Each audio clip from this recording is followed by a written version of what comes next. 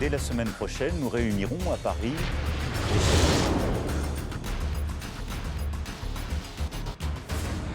France के राष्ट्रपति Emmanuel Macron ने फ्रांस की जनता को संबोधित किया। इस भाषण की खास बात यह थी कि राष्ट्रपति बनने के बाद शायद ही पहले कभी मैक्रो रूस को लेकर इतना बेचैन, परेशान और आक्रामक दिखे। मैक्रो के निशाने पर रूस था, तो अपने संबोधन में उन्होंने अमेरिकी राष्ट्रपति ट्रंप को आड़े हाथों लिया, तो राष्ट्रपति पुतिन पर भड़ास निकाली। टेलीविजन पर प्रसारित संबोधन में वो यूक्रेन युद्ध और यूक्रेन की मदद से पीछे हटने को लेकर अमेरिका पर बोलते नजर आए। ऐसा लग रहा है कि जैसे जैसे रूस यूक्रेन जंग में यूक्रेन के पीछे हटने के बाद फ्रांस उनकी पोजीशन लेगा, यानी यूरोप में जंग नहीं थमेगी। रूस को यूक्रेन के बाद अगली टक्कर फ्रांस से मिलेगी। दरअसल तेवर यही थे और आजकल यही है मैक्रो के। खैर, मैक्रो ने जो भी कहा उसने दुनिया का ध्यान खींचा। मैक्रो ने कहा कि फ्रांस और यूरोप को रूस से खतरा है। उन्होंने चेतावनी दी कि रूस आक्रामकता की कोई सीमा नहीं है और ये केवल यूक्रेन तक ही सीमित नहीं रहेगी।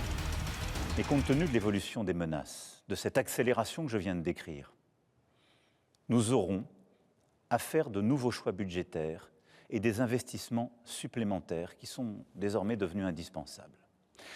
J'ai demandé au gouvernement d'y travailler le plus vite possible. Ce seront de nouveaux investissements qui exigent de mobiliser des financements privés, mais aussi des financements publics, sans que les impôts ne soient augmentés. फ्रांसीसी राष्ट्रपति का रूस पर जुबानी हमला Europe में नई अशांति और अस्थिरता की तरफ इशारा कर रहा है। ये सोचने वाली बात है कि जो रूस इस समय अमेरिका के साथ मिलकर यूक्रेन से शांति समझौते की तरफ बढ़ रहा है, वो अचानक फ्रांस के लिए कैसे खतरा बन सकता है। क्या ये फ्रांस की नई रणनीति है कि वो अमेरिका के पीछे हटने के बाद खुद को यूरोप में सबसे बड़ा आका के तौर पर स्थापित करना चाहता है?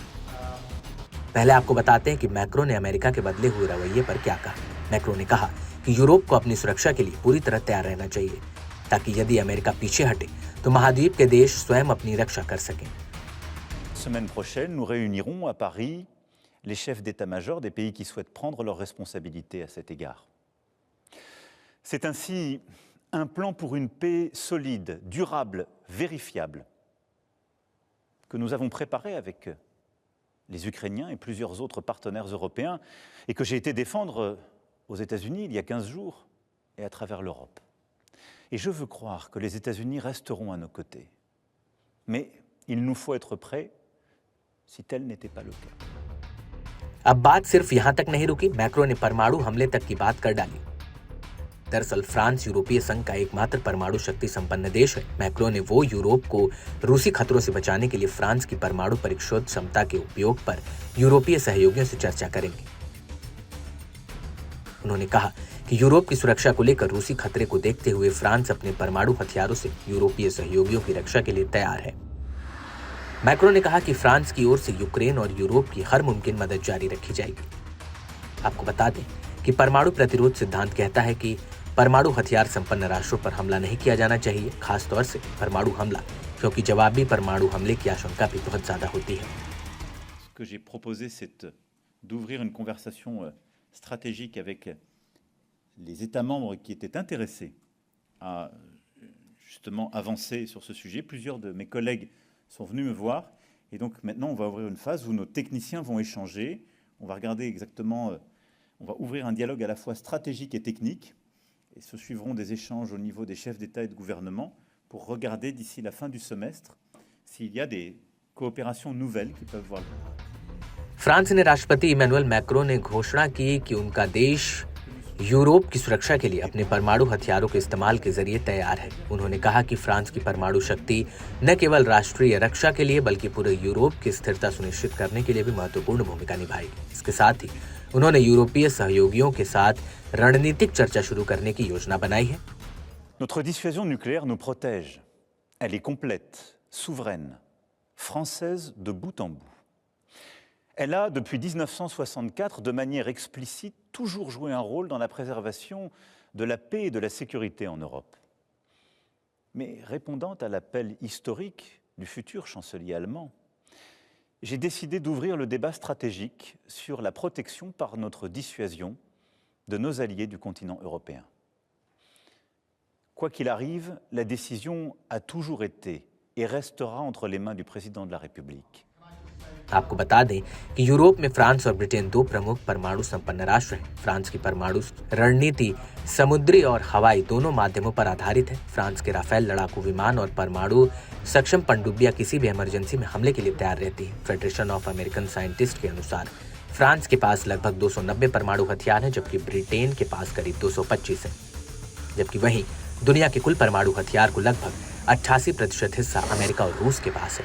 ऐसे में मैक्रो ने साफ कर दिया है कि यूक्रेन के नाम पर यूरोप में असल में मैक्रो कौन सा ट्रम्प कार्ड खेलने वाले हैं। बहरहाल मैक्रो ने ट्रम्प के टैरिफ प्लान पर भी निशाना साधा और कहा कि चीन, कनाडा और मेक्सिको पर टैरिफ लगाने के बाद अब यूरोपीय संघ को भी ऐसे ही फैसलों का सामना करना पड़ सकता है। उन्होंने चेतावनी दी कि इस तरह के फैसले न केवल यूरोप बल्कि अमेरिकी अर्थव्यवस्था के लिए भी नुकसानदायक साबित होंगे।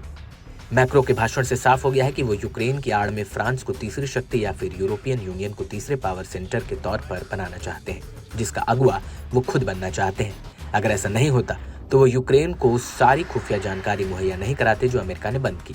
अमेरिका द्वारा यूक्रेन के साथ खुफिया सूचना साझा करने पर रोक लगाने के बाद ही फ्रांस ने यूक्रेन को हर खुफिया सैन्य जानकारी मुहैया कराना शुरू कर दिया।